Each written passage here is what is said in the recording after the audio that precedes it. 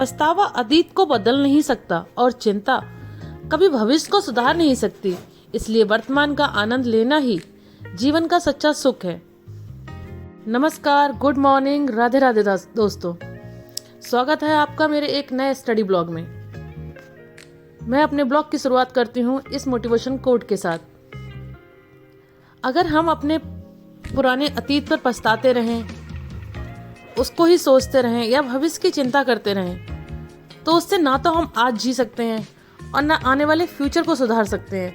अगर हम आज को एंजॉय करते हुए जीते हैं, अपने जो भी हमारे स्ट्रगल हैं या जो भी हमारे टारगेट्स हैं या हमारी लाइफ की जो भी रिस्पॉन्सिबिलिटीज़ हैं, उनको हम एंजॉय करते हुए जीते हैं, उनका हम भरपूर एंजॉयमेंट लेते हैं, एंजॉय करते हैं, उनको अपने एक पैशन की तरह जीते हैं। पैशन की तरह हम हर चीज़ को जीते हैं, उसको करते हैं। हम उसको कभी भी वर्डन नहीं समझते अपने ऊपर कि हमारे ऊपर वो कोई चीज़ वर्डन है, तो वो हमारे लिए बहुत ही ज़्यादा एंजॉयफुल और बहुत अच्छी होती है। वहीं कुछ लोग होते हैं कि जरा सी प्रॉब्लम आई और उससे उदास हो जाते हैं, हताश हो जाते हैं, डिमोटिवेट होने लगते हैं। तो वो लोग अपना फ्यूचर तो ख़राब करते ही करते हैं, अपना प्रेजेंट भी ख़राब कर लेते हैं। इसलिए दोस्तों, कभी भी किसी चीज़ से उदास नहीं होना चाहिए, हताश नहीं होना चाहिए। जो भी हमारे लिए हमारे जीवन में प्रॉब्लम्स आ रही हैं या जो भी हैं टारगेट्स हैं या जो भी हम करना चाहते हैं या जो हम करना चाहते हैं उसमें कुछ प्रॉब्लम्स आती हैं या हमारी लाइफ में कुछ डिफ़िकल्टीज आती हैं, तो वो हमको एक हमारी पर्सनालिटी में एक डेवलपमेंट के लिए आती हैं। हमारी पर्सनालिटी उन टारगेट से ही डेवलप होती है।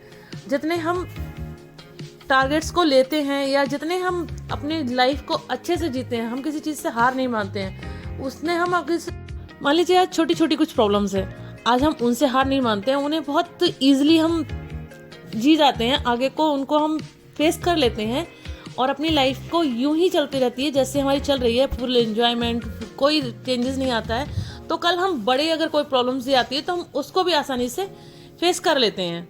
इसलिए कहते हैं कि अपनी लाइफ को भरपूर एंजॉयमेंट के साथ जीना चाहिए, हर चीज़ को बहुत अच्छे से लेना चाहिए, अपने टाइम को एकदम से मैनेजमेंट करके उसको। फिर आज मैं सुबह थोड़ा लेट उठी थी, करीब 4 बजे उठी थी।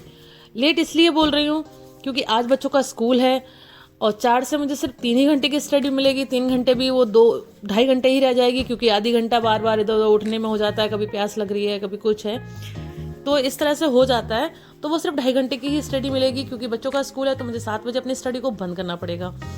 और कई दिनों के बाद बच्चे जा रहे हैं, विंटर वेकेशन की छुट्टियां थी, फिर वो और छुट्टियां बढ़ गई थी, लगभग 1 मंथ हो गया। पहले एग्ज़ाम चल रहे थे, फिर विंटर वेकेशन पड़ गया, इस तरह से 1 मंथ लगभग हो गया। तो वो पूरा रूटीन एक डिसबैलेंस हो गया कि वो आदत में आ गया, हैबिचुअल हो गया कि 7 बजे उठ रहे, 4 बजे उठ रहे हैं तो भी 7-8 बजे तक 9 बजे तक पढ़ ले रहे हैं, 6 बजे उठ रहे हैं तो भी पढ़ ले रहे हैं, 3 बजे उठ गए तो भी पढ़ ले रहे हैं, या फिर पढ़ते पढ़ते थक गए तो 7 बजे फिर सो भी ले रहे हैं या थोड़ा सा रेस्ट ले रहे हैं। तो वो चीज़ें एक अलग हो गई। लेकिन अब जो कि बच्चों को स्कूल जाना है तो वो टाइम हमें फिक्स करना पड़ेगा कि तुम चाहे कितने भी बजे मैं उठूँ, कुछ भी करूँ, लेकिन मुझे आज बच्चे बहुत दिन के बाद स्कूल जा रहे थे तो वो उठना भी नहीं चाह रहे थे, उन्हें भी नींद आ रही थी। वो बोल रहे थे माँ आज छुट्टी करा लो, आज प्लीज़ स्कूल नहीं जाना है, आज नहीं कल से जाएंगे स्कूल। लेकिन वही है कि बच्चों का इतने दिन में माइंड वो हो गया कि नहीं अब छुट्टी है, उठना है, वही सब करना है, टीवी, एंजॉयमेंट, खेलना वगैरह, उनमें उनका मन हो गया है और स्कूल से बिल्कुल आनाकानी करने लगे। लेकिन भेजना तो पड़ेगा ही स्कूल। अगर बच्चे ऐसे छुट्टी कराती रही मैं तो फिर बच्चों का तो वही होगा रोज़ का कि माँ छुट्टी करा दो, माँ छुट्टी करा दो। बच्चों को फिर जरा फटाफट तैयार किया, उनको नाश्ता कराया, उनका टिफ़िन पैक किया और उनको तैयार करके स्कूल लेकर गई। स्कूल छोड़कर आने के बाद काफ़ी दूर पैदल चलना हो जाता है तो मैं थक जाती हूँ, तो आके थोड़ा सा रेस्ट किया। 15-20 मिनट का रेस्ट करने के बाद मैंने अपनी 9:30 बजे से स्टडी को स्टार्ट किया और उसमें मैंने अपनी ज्योग्राफी को स्टडी की, ज्योग्राफी पढ़ी, उसके कई टॉपिक्स को कंप्लीट किया। बच्चों का स्कूल है तो सुबह जो बच्चों का स्कूल छोड़ने के बाद वो स्कूल आने तक के बीच में मुझे 2 से 2.5 घंटे का टाइम मिल जाता है, क्योंकि 2 से 2.5 घंटे बच्चे नहीं होते हैं, एकदम फ्री होता है सब कुछ। अपने काम को इतना ज़्यादा मैं वो नहीं करती हूँ क्योंकि थोड़ा काम सुबह नाश्ते के साथ भी हो जाता है, नाश्ता अगर बनाती जाती है थोड़ा जो काम हो पाता है, निपट पाता है, मैं वो काम निपटा लेती हूँ। इस तरह से मेरा वहाँ पे 2-2.5 घंटे सेव हो जाता है, तो पढ़ाई मेरी वही मतलब हो जाती है। अब मैं उसमें 2-2.5 घंटे आराम से पढ़ाई कर सकती हूँ। उसके बाद अपना दोपहर का खाना बनाती हूँ, खाना बनाने के बाद फिर बच्चों को लेने जाऊँगी, फिर बच्चों को स्कूल से लेके आके फिर उनके साथ में लंच करना, खाना खाने के बाद फिर थोड़ा सा रेस्ट करना, रेस्ट करने के बाद उठकर फिर अपनी वीडियोस को मोबाइल से रिवीजन करना, या फिर कुछ नोट्स जो लिख रखे हैं उनको फटाफट देख के रिवीजन करना। मतलब बुक्स खोलकर फिर स्टडी होना थोड़ा सा वो हो जाता है कि नहीं हो पाती है, क्योंकि बच्चे स्कूल से आए होते हैं तो थके होते हैं, फिर उन्हें खेलने का मन होता है, कभी वो कुछ बोलते हैं, फिर उनके लिए चाय नाश्ता, फिर 5 बजे के टाइम उन्हें कुछ खिलाना, उसके बाद में फिर क्या कहते हैं उनका होमवर्क कराना। अब एकदम मतलब हर चीज़ का टाइम फिक्स सा हो गया है कि इस टाइम उठकर ये करना है, इस टाइम उठकर ये करना है, क्योंकि बच्चों का होमवर्क भी रोज़ कंप्लीट नहीं कराया तो स्कूल से वो आ जाता है कि बच्चों को होमवर्क करा के भेजिए। सब चीज़ अपनी मतलब फिक्स टाइम पे हो गई। बच्चों की छुट्टी थी तो कोई भी चीज़ फिक्स नहीं रह गई थी, हर चीज़ अपने हिसाब से हो गई, कभी भी कुछ भी कर लिया। बच्चे पूरे दिन टीवी में मस्त हैं, या बच्चे ने होमवर्क कर लिया तो कर लिया, बच्चे भी बोल देते हैं कि मैं माँ आज टीवी देख लेते हैं, हम कल होमवर्क कर लेंगे। तो थोड़ा सा हो जाता है कि चलो ठीक है, बच्चे आज होमवर्क नहीं करना चाह रहे हैं, छोड़ दो, छुट्टियाँ तो चल ही रही हैं। लेकिन अब ये नहीं होगा, क्योंकि अब बच्चों को डेली होमवर्क मिलेगा स्कूल से, डेली उन्हें होमवर्क करना है, तो हर चीज़ का टाइम फिक्स है।